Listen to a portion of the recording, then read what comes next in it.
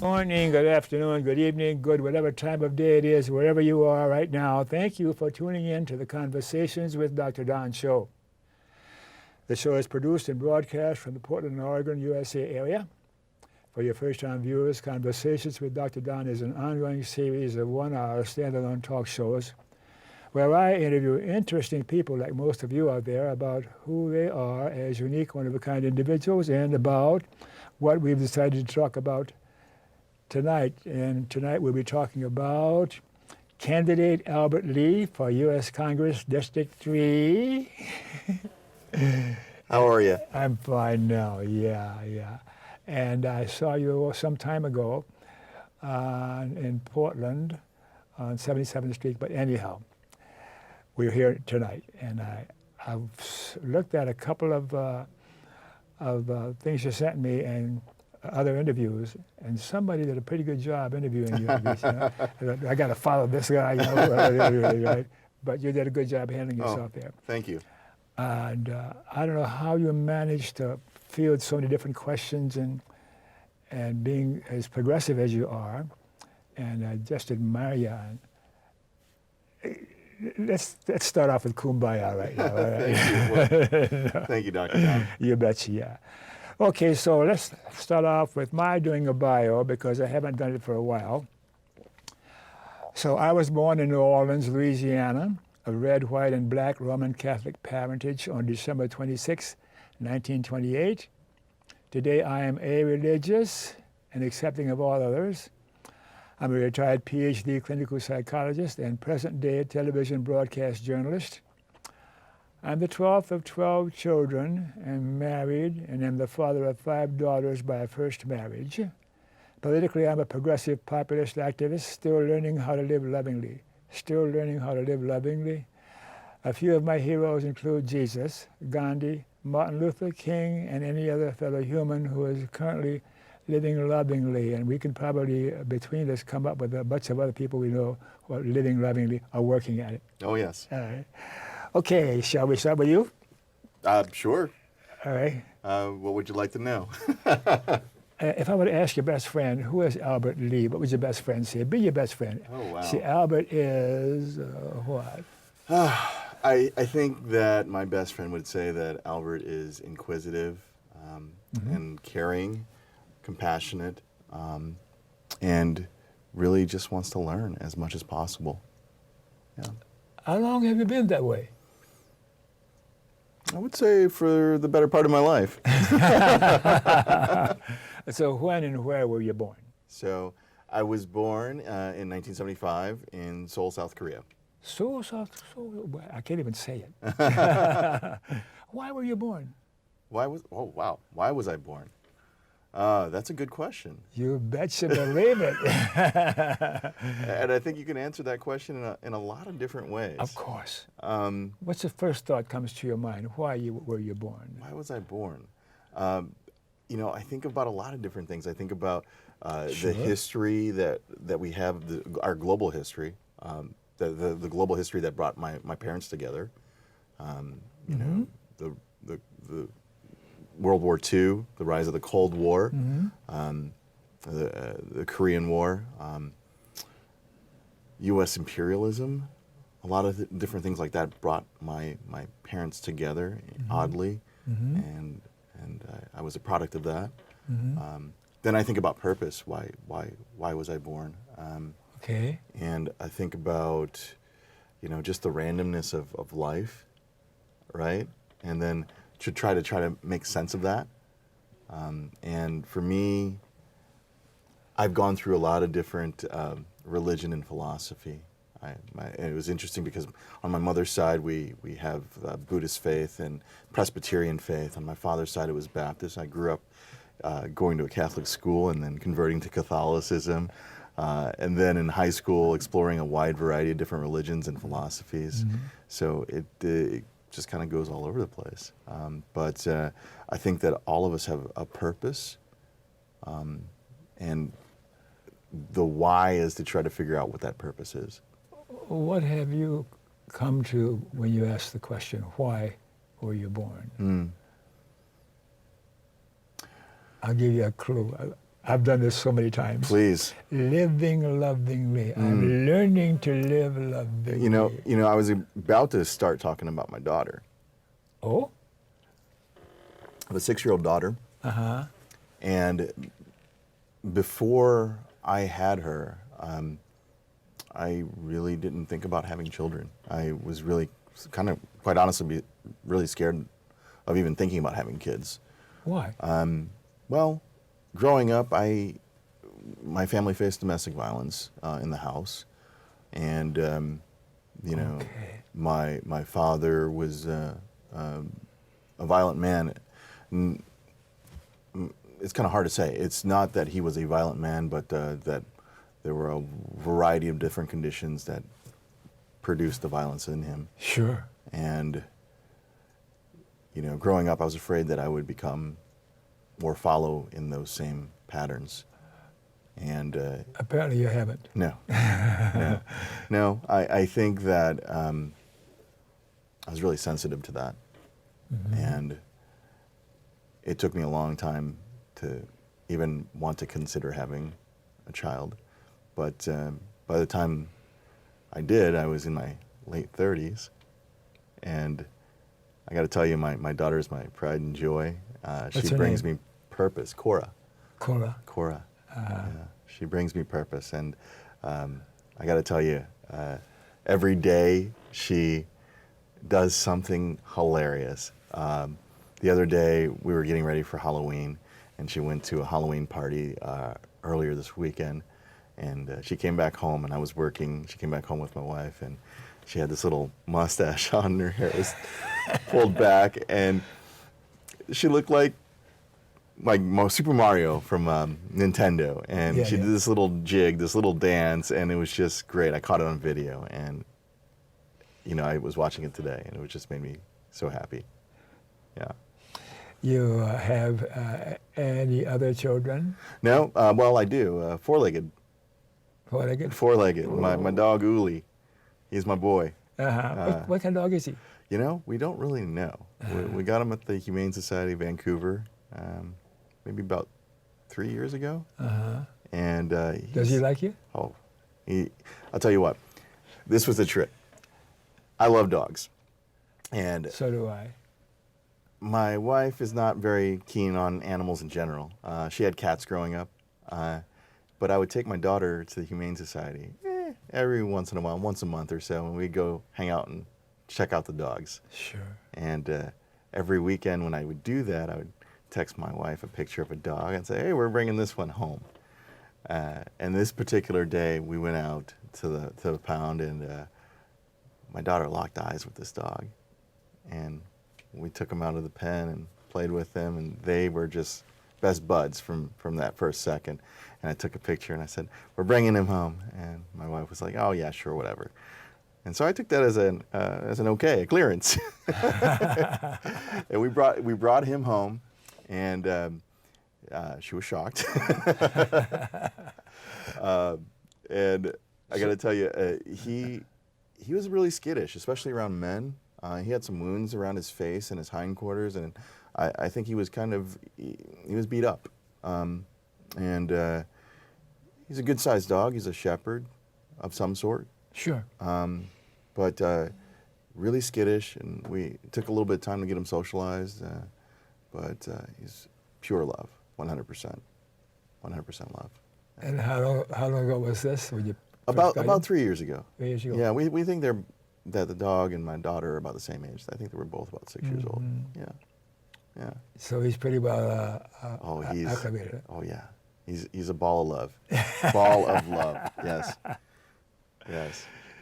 So we talked a bit about your racial, national, or cultural heritage. Anything significant for your viewers to know about you? Yeah, I mean, my background, my mom's Korean, my dad's African American, has some Native ancestry as well, Cherokee, Muskogee, which is, I guess, pretty common for a lot of African Americans. You know, not necessarily something that you can trace back by That's why birth I say certificates. red, white, and black. Yeah. It's easier to handle it that way. But tell you, my sister and I grew up in the 70s and 80s in North County, St. Louis, next door to Ferguson. And, you know, we really didn't fit those neat little boxes. Growing up in the Midwest, there's a dichotomy, right? There's black, there was white. There wasn't even a consideration for Asian at that time. It was either you're black or you're white, and then some nebulous other. And typically we fell into that nebulous other. Weren't black enough, not Asian enough, and you know, couldn't folks kind of look funny, and it was always like, yeah, where are you from? Who are you? What are you? My eyes glazing over Yeah. that. It's so familiar. Yeah. What are you? That's an awesome question. What are you? And they really want to know, how black are you? Are you okay to be friends with? Right. So it's just a matter of trying to peg you and categorize you and feel comfortable, I guess. I can tell you what you are, and then I can make my judgments against you. Yeah. Yeah. So culturally, how would you define yourself? Are you just American? American. Yeah. Religious preference? You mentioned other religions. Yeah. I mean, I'm an atheist, and I know that comes as a difficult thing to say for a lot of folks. Sure. You know, and it was a path for me, because I started off as Christian, Baptist, converted to Catholicism in grade school, going to a Catholic school, and then through high school really doing some really deep exploration and questioning why and what, and came to that conclusion. What kind of questions did you have questioning your Catholicism? Well, questioning Christianity in general. Yes. Just a lot of contradictions within the Bible. Oftentimes, you know, growing up, we were always like, you know, you got to read the good book, and you know, Which good book? Yeah, well, that was the thing, the good book, and it was the gospel truth. And then you start reading some of the parts that they not necessarily want you to read, and then it's like, well, what about this? And you know, just even looking at the origin stories, like in Genesis, there's a couple of different origin stories, and they contradict themselves. Pick one. Yeah. So, but I really take it for what it is. For me, religion is a way for explaining natural phenomena. You know, just like we talk about Greek and Roman mythology, it's the same thing. And if it gives someone hope, solace, comfort, great. But for me, it is. I look at it as mythology. I look at it as something that is good for storytelling, is good for sharing some trying to find some universal truths, trying to find meaning in life. You know, you started off asking me why I was born, right? And I think that there's a function for religion for some folks. Yes. Mm-hmm. So you're not a hardcore atheist. That's like a pejorative. You're an atheist, and anybody who's not an atheist is not okay. Oh, no. And that's the thing. I think that there is room for all of us here, right? Of course. And I think that for anyone to be completely adamant about anything, you know, growing up for me, everything was black and white. You know, it was either right or it was wrong. And then as I grew up, as I got through some really difficult spots in life, I started to see a lot of nuance. I started to see a lot of shades of gray. I started to see that, you know, things get complicated, and you can't really be extremely dogmatic about anything, because that rigidity produces more problems than it solves. Yeah. Sounds like you're modeling your life on our president, aren't you? I slip that in on you. Oh, yeah. Yeah. Okay. So then, I'm a humanist, right? I call myself a humanist, and that's a skeptic and a bunch of other names too for myself. Yeah. But I was studying to be a priest, and I was an altar boy for years. And As was I. I was an altar boy. I was from 4th grade to about 8th grade, I think. Yeah. Do you have a hole in your chest there? No. There's too many mea culpas, you know. Yeah. Okay.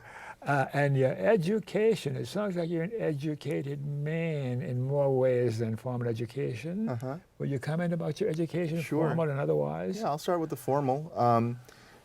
I'll start off with the elementary. You know, when we were growing up in North County, St. Louis, St. Louis was the public school system was really destroyed by a lot of different things. They had I remember you know, the whole they had the busing system that helped to produce the white flight of the entire area, so that your middle class white folks continue to move further and further out to avoid the desegregation by And that was busing. the generation before that, was- so I know what you're talking about. Yes, and so when I was going to grade school in North County, St. Louis, it was a system that was truly separate and unequal. The public schools were predominantly black, predominantly underfunded, and for my mom, she had the presence of mind to see that, and she ended up working 2 full-time jobs effectively. She worked in the daytime as a cook at a nursing home, and then she worked at night at a fast food joint. And she did so in order to put my sister and me through Catholic school, because that was really the only other alternative you had to the public school system in North County, St. Louis. And St. Louis, much I guess like New Orleans, is heavily Catholic. I was just thinking of the same thing. Right. And St. Louis is an enclave city, so there's well, at that time, there were pockets of different folks: Italians here, Irish here, Germans here, Bosniaks here. And the parish that we went to was predominantly Italian and Irish. But we lived in a section that historically had German. In fact, there was an area called Baden or Baden, and then Italians and then Irish. And then by the time I was growing up in the 80s, it was, you know, it was just American. It was no longer the native languages the immigrants brought to them, and it became American, if you will. Is it more integrated nowadays? And I don't know. I think North County is predominantly black now. It's again the product of the white flight, and I think that you still have enclaves within the city. I hear about a Bosniak enclave in the south side of St. Louis, but really, I think a lot of the immigrant culture of St. Louis is gone. St. Louis is a peculiar place. It is a city that has an inferiority complex with Chicago, okay, Yes. because it really felt that it was on par with Chicago, and it was in the 1800s, you know, when they were both key railroad areas and stockyards and whatnot. But obviously, Chicago has grown up to be a major city, and St. Louis is a provincial regional city. At the same time, it is a southern city. You know, it's considered a Midwestern city, but is very, very southern in its ideas and concepts. And I would say that it is a heavily segregated city, and it is a city where, you know, we see the things with Michael Brown and Ferguson. That whole system of oppression has been there for quite a long time. When will it change?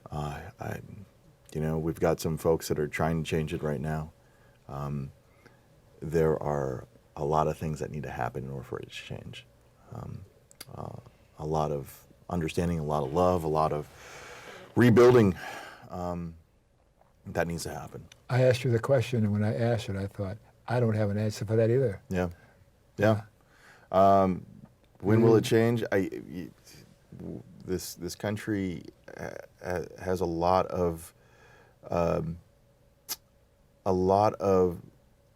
negative externalities from its past, and we need to take a look at things like reparations.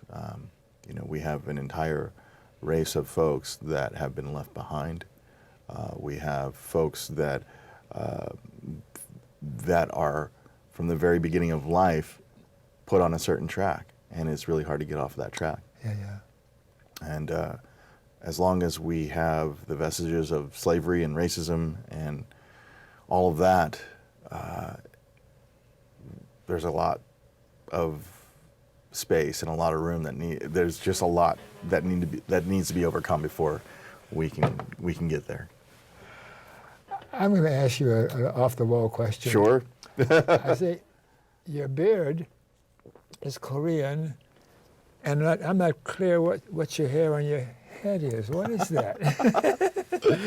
You know, it's a hodgepodge mixture. I tell you what, when I was growing up, I had a big old afro. Did you? I did. I was a little too straight-haired to have an afro, but Yeah. I kind of was guilty of it, and then again, no, and then Well, I used to skip there was by. actually a picture on my website of me and my sister when I think I was about 7 or 8 years old, And you in had the a fro. early 80s, and I've got a big old fro, and her hair is as straight as yours was.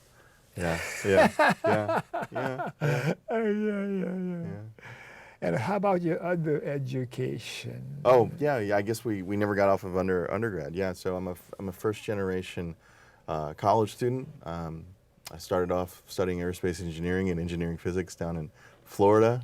Realized that was a lot of math, and I just wanted to draw airplanes. And it was really a compromise because my mom wanted me to go into medicine, and that was something I certainly did not want to do. And I figured that, hey, you know, this was something that was probably reputable enough for her to consider as something, a good track to go. Why didn't you like to go to medicine? I don't like blood. I don't like guts. I don't like all of that's that pretty stuff. straightforward, Yeah. isn't it? So, yeah, and then came to realize that there was a lot of math, and I didn't really like math, and transferred and studied politics and history, which is where my love and passion is really in history. So you've been for a while in history and politics, Yes. Mm-hmm. and that has you on the track that you're in today. Yeah, I don't know. My life has wandered and meandered around a lot of different things. You know, after undergrad, I joined the Army, and it was because I couldn't get into the State Department. I passed the State Department exam, and that was great. Back then, it was offered once a year, and they required you to do an oral assessment. At that time, they offered 4 regional areas to go do that assessment. Mm-hmm. But, and I picked Chicago because I could get there. I could drive there from the Midwest. But I got a letter in the mail that said, report to D.C. And I called them up, and I said, what happened to Chicago? And the answer I got was, well, we decided to have everybody come to D.C., so come to D.C. And for me, I was a poor kid. I couldn't afford to get out there. And I didn't have the wherewithal or the idea or the understanding to go ahead and ask other people for help to get there. I could have probably asked some professors and some other folks that had the means to help me get there, but it just wasn't within my mind to ask. Mm-hmm. And so I asked, you know, was there a way to defer that interview?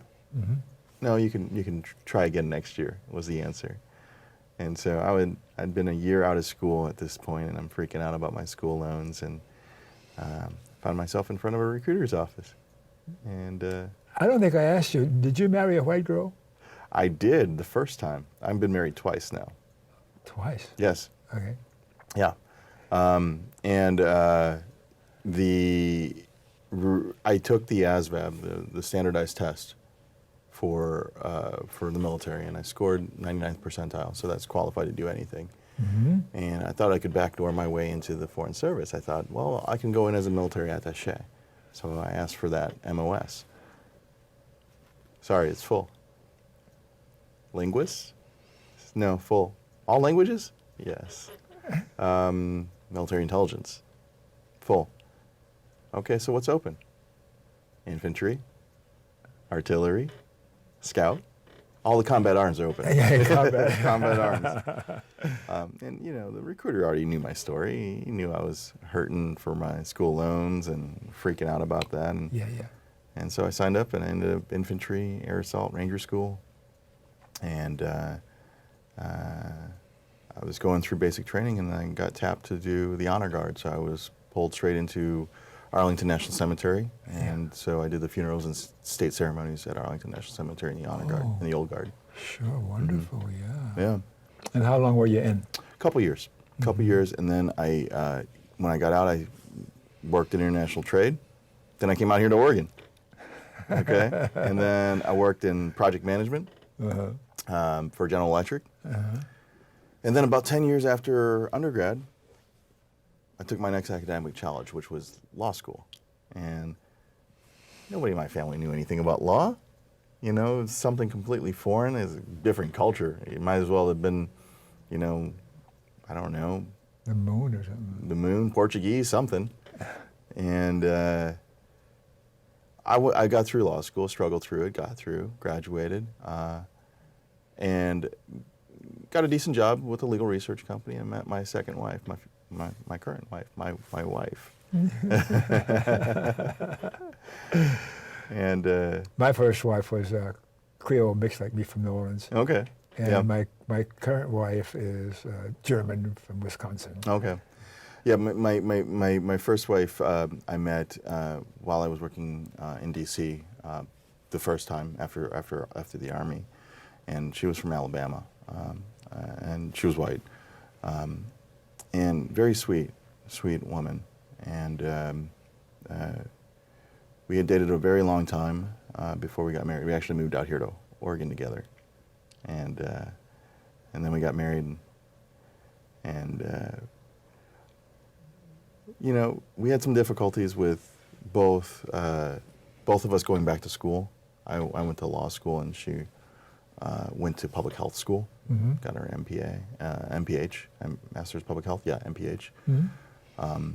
And sadly, unfortunately, her brother was killed right before we made decisions on where we were going to go to school, and you know, that was a really difficult time for her and for me and for us.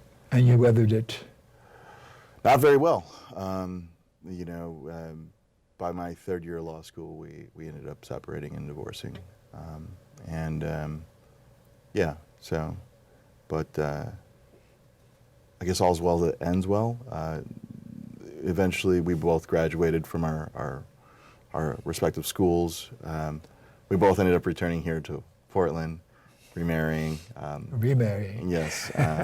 So she's remarried to a wonderful person, from what I understand, and has a lovely career. And likewise. So you're not remarried? I am. Oh? Yes. So my wife and I have Cora, our daughter. Yeah, yes, yeah. Yes. Okay. Yes. So, yeah, your political persuasion, that's a dumb question. Well, I don't know. It's a little complicated because it seems like everyone's a Democrat here in very blue Portland, Oregon.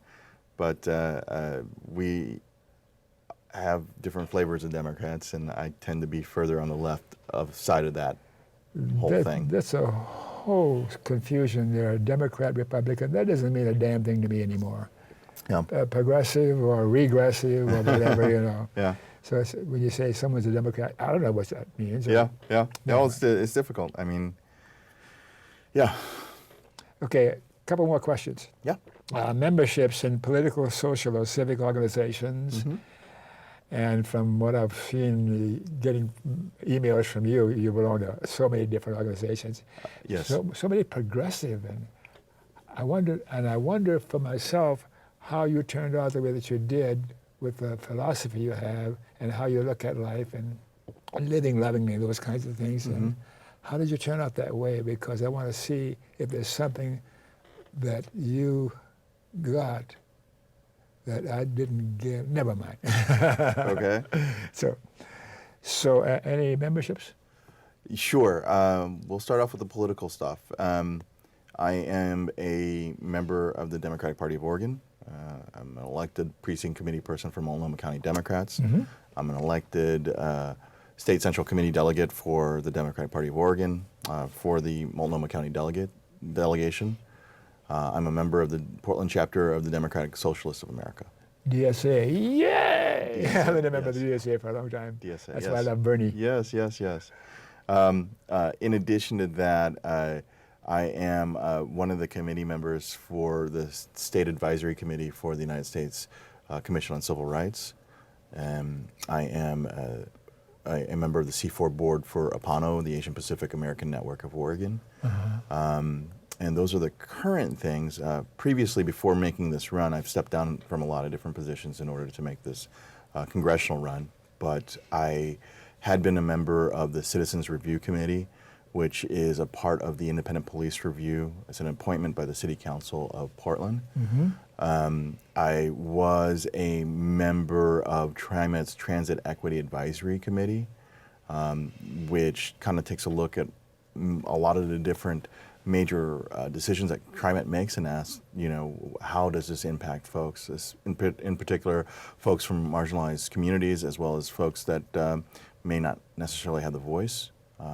It's about 20 different organizations that are members of that committee.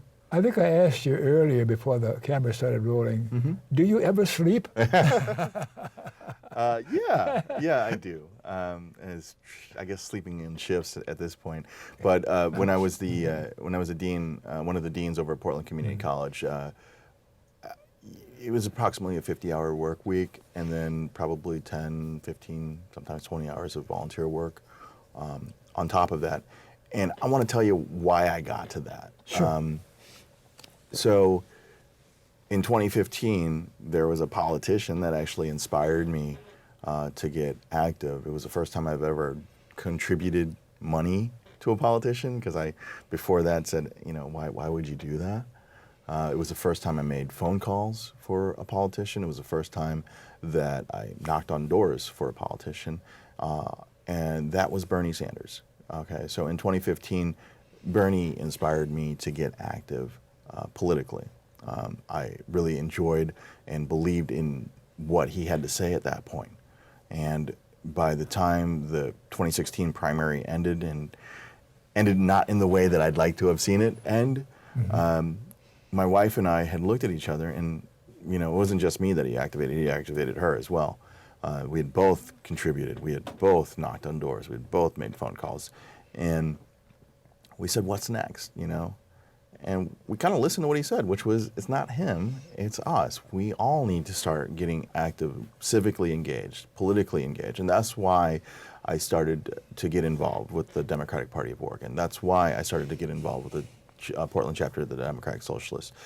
That's why I started to get involved with the different organizations like the Giving Tree that works with folks in low-income housing downtown, with the Portland Police Bureau, trying to make sure that we aren't hiring the wrong people, getting on the hiring committee for them, looking at the Citizens Review Committee, getting on with the NAACP, with APANO, with a wide variety of different organizations, and trying to see what can I do to help further a better, stronger community. Well, I'm going to shut you off right now because your list of the things that you're involved with are just very long, very powerful, and very important. Yeah, because a couple more questions. Persons from the past that are alive today, or either way, what people come to mind? Any names? Yeah. I mean, alive and dead. Yeah. Either way. Yeah. Bernie? So a lot of them for me are personal. Sure. I remember growing up, and my dad was deployed for most of my childhood, and my mom worked a lot, and I had a great-grandfather, Philip Prince, and he was from Alabama or Mississippi. He moved up to St. Louis in the early part of the 1900s, and he was, my father figure. He was Papa. He was the one that made sure that we were on the straight and narrow. And I can't remember his voice anymore, sadly. He died when I was in 8th grade. He was almost 100 years old. And, he was tall, he was quiet, and I remember he had one section of his finger gone from working on the railroads. And I just remember he grew corn in the backyard, and he was one of the founding members of his church. I had to sit in the front pew with him, but I can't remember his voice, but I just remember him as being a very strong father figure. So that's one. My mom's best friend across the street from us growing up, Miss Mary, is another one. I consider her my second mom, and I call her mom number two. And she was the one that provided me money to go to school for the first year of school. You know, when I graduated high school, it was my fifth high school in 3 different states, and I was working at a grocery store in the afternoon. I was working graveyard shift at a gas station, and I didn't really think of college as being something that was anywhere near in my near future. And Miss Mary said, you know, she gave me her savings. She gave me $10,000. She said, you're going to go to school for at least 1 year. And it's really because of her that I became the first in my family to graduate college. And that was, you know, that was a lot of money for folks in working class St. Louis. That's just a big gift, you know. It's just the kind of love and sharing what you have for someone else to do better. Then I think about George and Helen Ponabianco.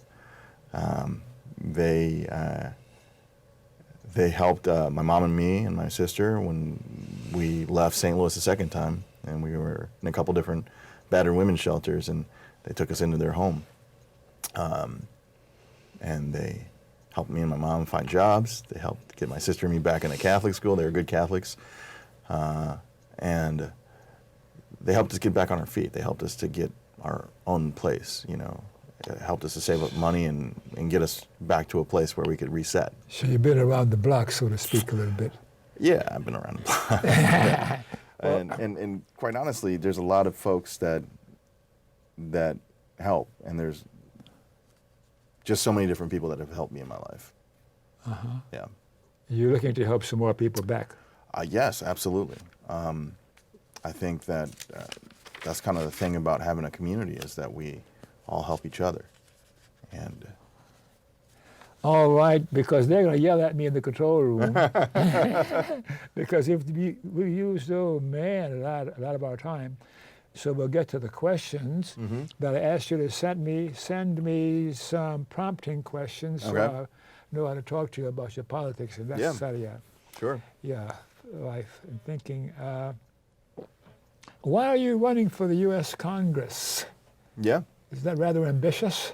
It is ambitious, but I think there are a lot of different reasons. Number one, I think that democracy requires choice.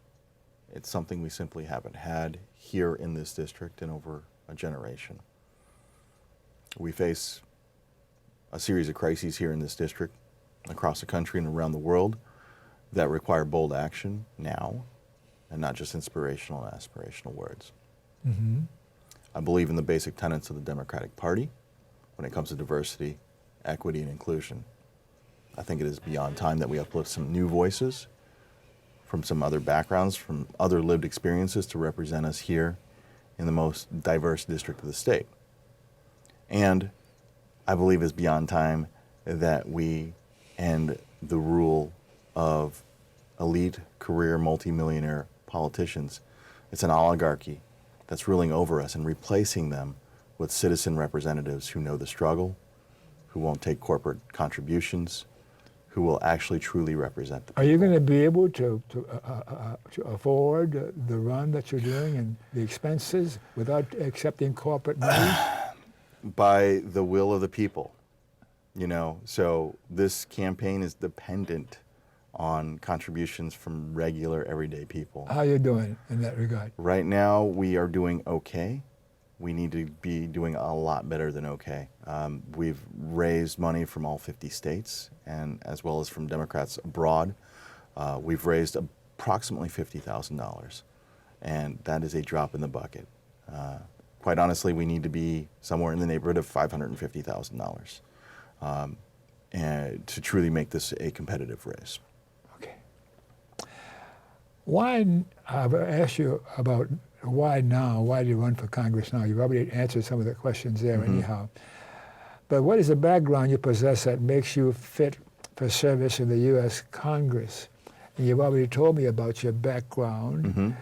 and that certainly qualifies your interests and your basic IQ and the gentleness in your smile in your eyes, and you're real, man. I can sense that, Yeah.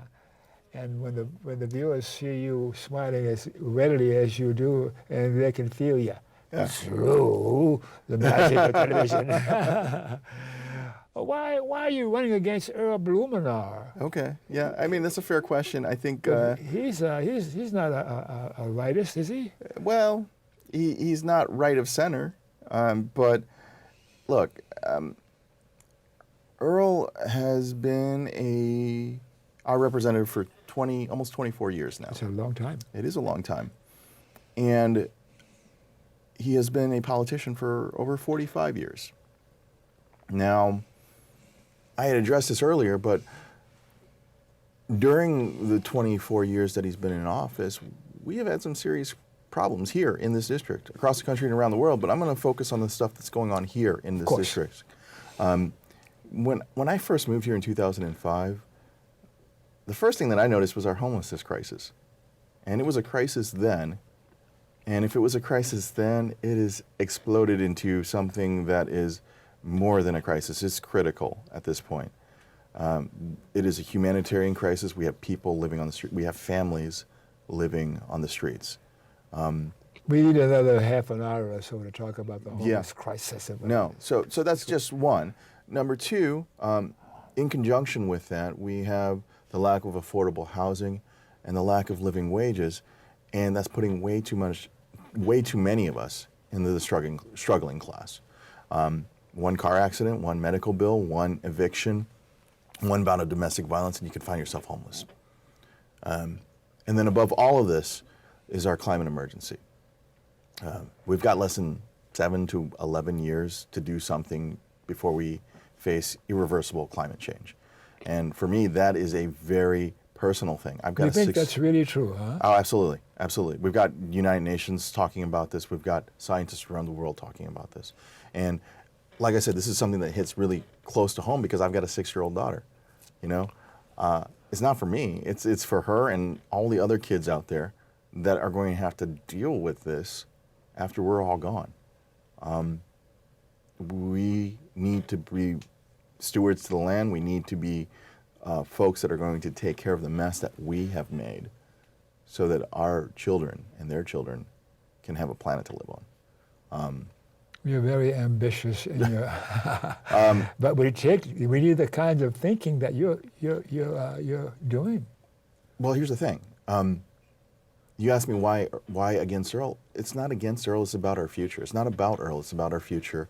And quite honestly, I look at things like our climate change crisis. This has been a crisis for the entirety of his tenure. It's been a crisis for the entirety of my life. I'm 44 years old, and I just don't see what giving Earl a 25th or a 26th year in office is going to do to change things. I don't think that you continue to do the same thing and expect a different result. It just doesn't work that way. So he should have done something different. Absolutely. I think that there should have been a focus. I remember seeing a video earlier this summer where Earl was in front of the Capitol and he said, we have had a climate emergency or a climate change discussion on the floor in the House Ways and Means Committee for the first time in 12 years, and he was really proud about that. And the first thing I did was I asked myself, wait, hang on, how long has Earl been on the House Ways and Means Committee? 12 years. So. But he had to get elected. The moneyed class, huh? 12 years. It took 12 years to get a hearing in that committee, that committee that he's been on for 12 years. That's not effective. I think that a lot more needs to be done. And when I say that we need to get rid of this oligarchy of career multimillionaire politicians, that's exactly what I mean. for our current representative, it was only less than a month ago that he has stopped taking money from fossil fuel companies. Signed a pledge with the Sunrise Movement to halt taking fossil fuel funds. But then if you look at his personal accounts, he's got over several $1 million in fossil fuel stocks. So I don't see how anyone can serve two masters. Either you're for doing something serious about the climate emergency, or you're for making sure that your stocks do well. You can't, those are two competing things. And I see this with a lot of different politicians. I see this with folks on both sides of the aisle. They take a lot of money from corporations. It's one of the reasons why we have a 4% approval rating in Congress, because they're not doing the bidding of the people. They're not doing the bidding of their constituents. They're doing the bidding of the people that pay them. And we need to have a lot more folks that are not going to take the corporate contributions, that are actually going to be true representatives of the people in Congress. How do we get the voters to stop taking money from the super rich? How do we get the what? The voters? Have the voters, the voting population, to convince the politicians to stop taking money. How do we do that? We have a ton of different candidates across the country who have made pledges not to take corporate contributions. We need the voters to have the faith and to start supporting candidates that do this. You know, You said there's a ton of them across the country? Yeah, there's, I'm endorsed by Brand New Congress. Brand New Congress is an organization that currently endorses over 20 candidates across the country. Brand New Congress, that's the term. Brandnewcongress.org, yes. So last cycle, they supported Alexandria Ocasio-Cortez and about 30 other candidates, all of whom pledged not to take corporate contributions. Okay, I should be aware of that, so thank you. No. And so I'm endorsed by that organization. There's 20 some of us that have made that pledge. But aside from us, there's another 40 or 50 good progressive candidates that have aligned themselves in the same way. They're not taking corporate contributions.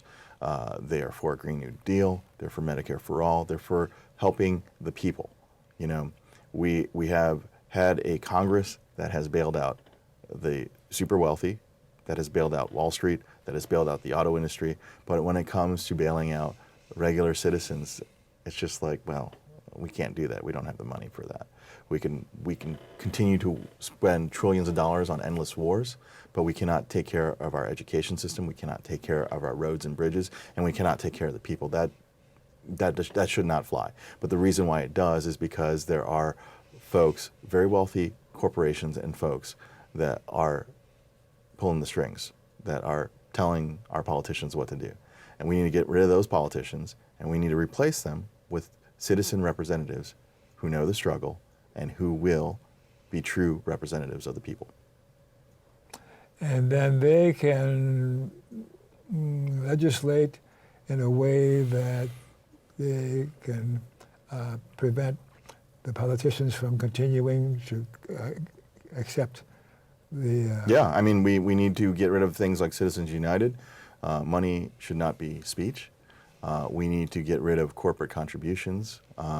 We need to take a look at a lot of different things and reverse those things. But as long as you have folks with vested interests in those positions, those things aren't going to change. Okay, I'm going to send you some more money. Thank you. And so let's see. What is the biggest problem with Congress today? We already talked about that, the money. Money in politics. Yeah, what are the issues we face here in Portland? Going back to the local political issues here, what's the most important things for us here in Portland? Number one, the homelessness crisis. Number two, I think climate emergency. I think they kind of go hand in hand. Mm-hmm. When you look at the money in politics, I think that's kind of the root of all of the issues that we face. Mm-hmm. The incredible wealth inequality that we face right now is because there are very wealthy interests that keep it so. The other day, I was at the Burgerville workers rally right prior to their strike.